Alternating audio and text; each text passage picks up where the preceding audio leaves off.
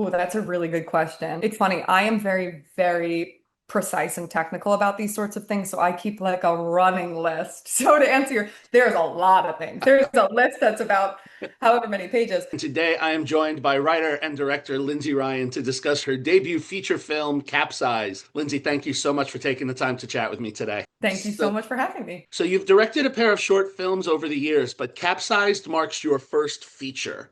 What was it about this story that made you realize that this was the one that needed to become your feature debut? Oh, that's a good question.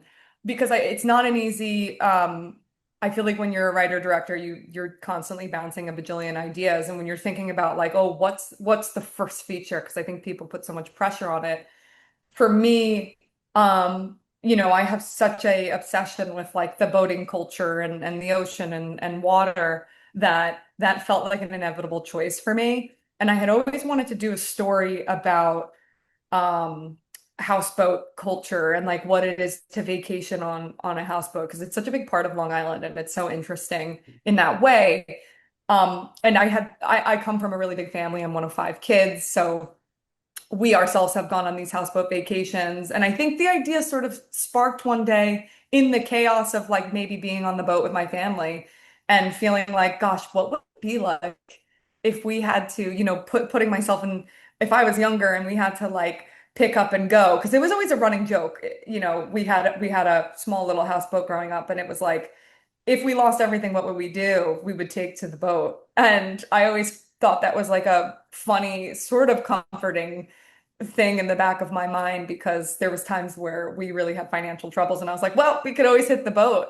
Um, and I think that, that the story sort of just like started from a premise of that inspiration and then like expanded into this world that became Capsized. So it felt right tonally, it felt right thematically for me, and it felt like the right balance of my sensibilities of comedy and humor, but a little bit of depth to it and tenderness. So And now, building on that, I mean, so much of the film unfolds on the boat. And look, anyone who's watched a behind the scene documentary on a film that takes place on a boat, we know that filming on the water can be incredibly demanding and challenging. So I'd love to talk about how you and your cinematographer, Joe Anderson, approached photographing, such a confined place while still allowing the family's dynamics to evolve as they do. yeah, it was, so we decided early on that um, doing everything practically and in the real space is how we wanted to approach it because we had looked at some stages and doing some kind of stage work. But for me, it felt like to do the story justice, you have to feel the swell of the ocean. You have to feel the creaks of the boat in real time. And you have to force this family literally together in a space so they can confront themselves. And I think, we had such an amazing production designer too, Mary Lena Colston, who Mhm. thought about the DP and I at every turn. I mean, she designed like kick away tables and she designed like all of these things to help us maximize every corner of the boat.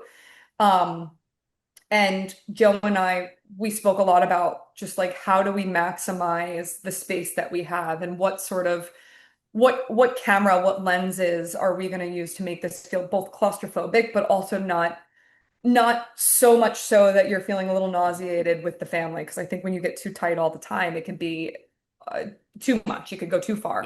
Yeah. So it was a lot of conversation and a lot of testing things to figure out what's the right balance for achieving all these things practically, making it look good. And like anything, you're just sort of testing literally the waters with every piece of equipment. And talking about some of these family members, so Reese Ifans, he delivers such a layered performance as Ray. He has you laughing one minute and cringing the next. He's so charismatic in one moment. How did he become involved? I know he was also a producer on the film. How did he become involved in the project, and what was the collaboration like as you built this character of Ray? Yeah, Reese is such a phenomenal actor. I mean, working with him was such a treat. Just watching him is such a treat, even between performances, because he is the most charismatic person I have ever met in my entire life. And he is the funniest person. And anyone who knows him will say that, like he has everyone rolling in their seats before he has Mhm. everybody like shaking and scared in their seats, at least in this movie. Um, and we had sent him the script, and I think he really connected with this idea of Ray being both this this man you love so much, but having the complications of like he can't get out of his own way. So he boarded the project once we spoke and just really got into the meat of the character. And I think he liked the challenge of all the things you're saying, which is like being both so lovely and then and charming and sort of everybody's like friend that they want at the party, but then at the same time, the people closest to you having to shake and be like, you need to change, like you have to make a change. And I think that we all have someone in our lives like that. And I think Reese's ability to just encompass anyone he ever met with a similar character profile and just put it into this one character was completely mesmerizing. I mean, he absolutely nailed the role, really. Yeah. And then the other one is Nicole, who is fascinating because it's like it's on the flip end. She spends a lot of time observing the people around her, and she's coming into herself and who she wants to be as an adult. And I saw in the press notes this is loosely based on some of your experiences. So how did you work with Sarah Catherine Hook? I mean, I loved her performance to shape Nicole's emotional journey in this crazed situation.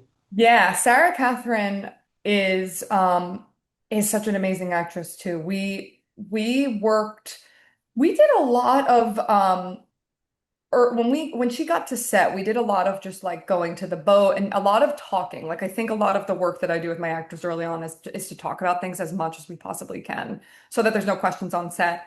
And I think that Sarah Catherine took the role and completely made it her own because I never really saw that character as me in any way. I think maybe I saw her as like the vessel for how I understand the story in some ways, but I also think I enter it through all of the characters. So I was sort of precious not to sort of impart too much of my own self for that reason, because I didn't want it to become something that started to not make sense in the more grand scheme of the story.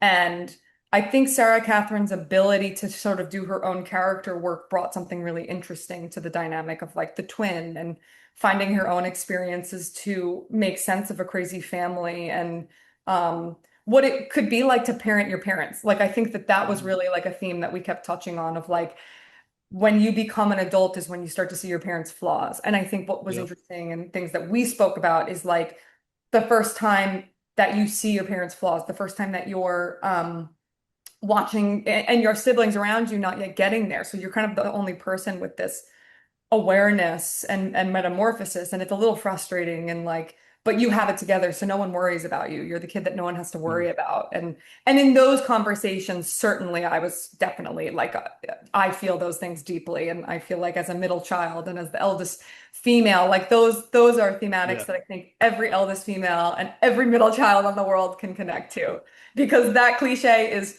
bang on. Like there's just no running from that, that's for sure. And just to start to wrap, I'm curious to know as you look back on making your first feature, and congratulations, what an amazing accomplishment. What would you say was one thing you learned or one best practice that you want to take from Capsized and take with you as you move into your future work? And on the other side, was there a learning curve that changed how you'll approach things moving forward? Oh, that's a really good question. It's funny. I am very, very precise and technical about these sorts of things, so I keep like a running list. So to answer there's a lot of things. There's a list that's about however many pages, but I would say like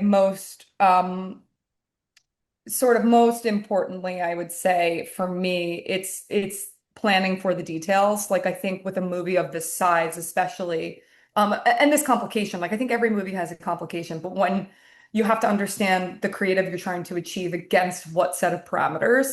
So I would start there as like a big lesson of like, is this genuinely achievable with what I've in front of me?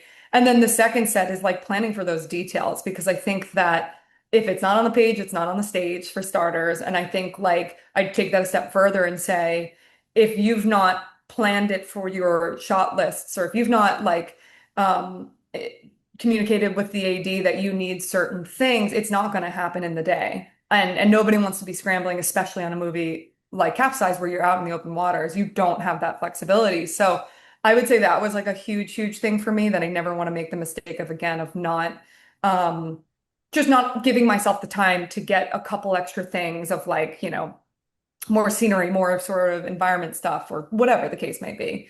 And oof, the learning curve. I would say the biggest learning curve. You know what I would say? This is sort of technical too. Probably a second camera on the we had Mm. only one day did we have a second camera. It was on the fishing tournament catch sequence at the end. And definitely necessary because again, indie shooting, like that whole sequence was insanity. Like that whole thing was a learning curve. But um I think like how you work with the second camera and how you do it in a way that feels both intentional um and still cinematic. Like I think it's a really tricky thing to do and you really have to sort of like understand the mechanics of two cameras. So I would say like that was an interesting learning curve across that whole week. There was more, but And one last question before I have to let you go. When audiences leave Capsized, what's one feeling or idea you hope stays with them after the credits roll? oh, that, you know, I think it's going to be a different, I think everyone's going to have a really different feeling. I think it's going to be polarizing in a good way. But I hope the feeling that people are left with is this idea that our parents are doing the best with what they have. And that, we're all doing the best with what we have. And I think that the more you can accept that, the more that you could be left with sort of like an optimism with the film and an understanding that you can love someone and you can also leave them. Beautifully said. Well, Lindsey, thank you so much for taking the time to speak with me today, and congratulations on Capsized.